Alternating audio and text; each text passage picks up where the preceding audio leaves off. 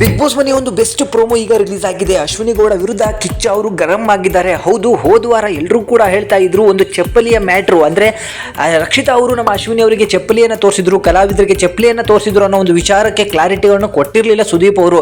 ಅದು ವಾರ ಪೂರ್ತಿ ಎಲ್ಲ ಒಂದು ಕಡೆ ಸುದ್ದಿ ಆಯಿತು. ಆದರೆ ಈ ವಾರ ಆ ವಿಚಾರವನ್ನು ಇಟ್ಕೊಂಡು ಅಶ್ವಿನಿ ಅವರಿಗೆ ಸಿಕ್ಕಾಪಟ್ಟೆ ಮಂಗಳಾರತಿಯನ್ನು ಸುದೀಪ್ ಅವರು ಮಾಡ್ತಿದ್ದಾರೆ. ಅದು ಕೂಡ ವಿಟಿಯನ್ನು ಪ್ಲೇ ಮಾಡಿ ತೋರಿಸಿ ಅದರ ಬಗ್ಗೆ ಒಂದು ಕ್ಲಾರಿಟಿಯನ್ನು ಕೊಟ್ಟಿದ್ದಾರೆ. ಅದರಲ್ಲಿ ಸ್ಪಷ್ಟವಾಗಿ ಹೇಳ್ತಿದ್ದಾರೆ, ರಕ್ಷಿತಾ ಅವರು ನಿಮ್ಮ ಓಟಿಗೆ ನನ್ನ ಇದು ಅಂತ ಹೇಳಿ. ಆದರೆ ಅವರು ತೋರಿಸಿದ್ದು ಆ ಓಟಿಗೆ ಅನ್ನೋ ಒಂದು ಕಾರಣಕ್ಕೆ ಸುದೀಪ್ ಅವರು ಒಂದು ವಿಟಿಯನ್ನು ಪ್ಲೇ ಮಾಡಿ ಅಲ್ಲಿ ತೋರಿಸ್ತಾರೆ. ಆದರೆ ಅದಕ್ಕೂ ವಾದ ಮಾಡೋಕ್ಕೆ ಹೋದಂತಹ ಅಶ್ವಿನಿ ಅವರಿಗೆ ಸುದೀಪ್ ಅವರು ಸಿಕ್ಕಾಪಟ್ಟೆ ಚೆನ್ನಾಗಿ ಮಾತಾಡ್ತಾರೆ.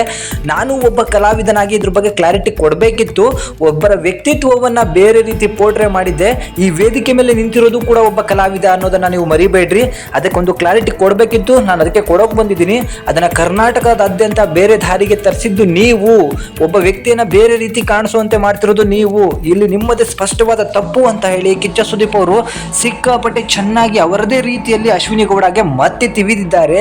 ಇದು ಸತತ 4ನೇ ವಾರ ಅಶ್ವಿನಿ ಗೌಡ ಅವರಿಗೆ ಬುದ್ಧಿ ಹೇಳ್ತಾ ಇರುವಂಥದ್ದು. ಸೊ ಇವರ ಬುದ್ಧಿ ಇದೆಯೋ ಅಥವಾ ಲದ್ದಿ ತಿಂದಿದೆಯೋ ಅಂತ ಹೇಳಿ ಸಿದ್ಧಕ್ಕೆ ಗೊತ್ತಾಗ್ತಾ ಇಲ್ಲ. ಅಲ್ಲೂ ಕೂಡ ಸುದೀಪ್ ಅವರಿಗೆ ಮ್ಯಾನಿಪುಲೇಟ್ ಮಾಡಕ್ಕೆ ಹೋಗ್ತಾರೆ. ಅಲ್ಲಿ ನಿಂತಿರುವಂಥದ್ದು ಬಿಗ್ ಬಾಸ್ ಮನೆಯಲ್ಲಿರುವಂತಹ ಗಾಂಜಿ ಪಿಂಜಿ ಬಕೆಟ್ ಗ್ಯಾಂಗ್ ಅಲ್ಲ, ಕಿಚ್ಚ ಸುದೀಪ್. ಅವ್ರು ಯಾರಿಗೂ ಕೂಡ ಮ್ಯಾನಿಪುಲೇಟ್ ಆಗಕ್ಕೆ ಸಾಧ್ಯನೇ ಇಲ್ಲ. ವಿಟಿಯನ್ನು ತೋರಿಸಿದ ವಿಚಾರ ನೋಡಿದ್ರೆ ಸ್ಪಷ್ಟವಾಗಿ ಗೊತ್ತಾಯಿತು.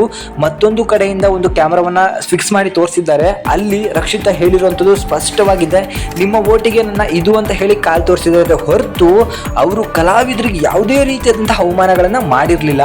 ಅದನ್ನು ಧನುಷ್ ಅವರು ನೋಟಿಸ್ ಮಾಡಿ ಹೇಳಿರೋದ್ರಿಂದ ಅದು ಕೂಡ ಮಸಿ ಬಳಿಯುವಂತಹ ಒಂದು ಟೈಮ್ನಲ್ಲಿ ಅವರಿಗೆ ಧನುಷ್ ಅವರಿಗೆ ಈ ವಾರದ ಕಿಚ್ಚನ ಚಪ್ಪಾಳೆ ಕೂಡ ಸಿಕ್ಕಿದೆ. ಅದೇ ಒಂದು ವಿಚಾರಕ್ಕೆ ಗಿಲ್ಲಿಯವ್ರಿಗೂ ಕೂಡ ಪ್ರಶಂಸೆ ಸಿಕ್ಕಿದೆ. ಹಾಗೆ ರಿಷಾ ಅವರಿಗೆ ಈ ಒಂದು ವಿಡಿಯೋದ ನಂತರ ಕ್ಲಾಸನ್ನು ತಗೊಂಡಿದ್ದಾರೆ. ಅದರ ಬಗ್ಗೆನೂ ಕೂಡ ಹೇಳ್ತೀನಿ. ಈ ವಾರ ಮತ್ತೆ ಅಶ್ವಿನಿ ಗೌಡಂಗೆ ಸಿಕ್ಕಾಪಟ್ಟೆ ಕ್ಲಾಸ್ ತಗೊಂಡಿದ್ದಾರೆ. ತುಂಬ ಖುಷಿ ಆಯಿತು. ಈ ವಾರ ಯಾವುದೇ ಕ್ಲಾಸ್ ಇರೋದಿಲ್ಲ, ಹೋದ ವಾರದ ಯಾವುದೇ ಕ್ಲಾರಿಟಿ ಕೊಡೋದಿಲ್ಲ ಅಂದ್ಕೊಂಡಿದ್ದೆ. ಬಟ್ ಸ್ಪಷ್ಟವಾದಂತಹ ಕ್ಲಾರಿಟಿಯನ್ನು ಕೊಟ್ಟಿದ್ದಾರೆ. ಈ ಫುಟೇಜ್ ಇಟ್ಕೊಂಡು ಕೊಟ್ಟಿದ್ದಕ್ಕೆ ಈಗ ಅಶ್ವಿನಿ ಗೌಡಗೆ ಮತ್ತಷ್ಟು ಮಖಕ್ಕೆ ಮಸಿ ಬೆಳೆದಂತೆ ಆಯಿತು. ಸೊ ಸುತ್ಕೊಂಡು ಹೊಡೆದಂಗಂತೂ ಆಯಿತು. ಈಗಲಾದರೂ ಇವಮ್ಮ ಬುದ್ಧಿ ಕಲಿತಾರೋ ಅಥವಾ ನಾಯಿ ಬಾಲ ಡೊಂಕು ಎಂಬಂತೆ ಹೀಗೆ ನಡ್ಕೊಂಡು ಹೋಗ್ತಾರೋ ಕಾದು ನೋಡಬೇಕು.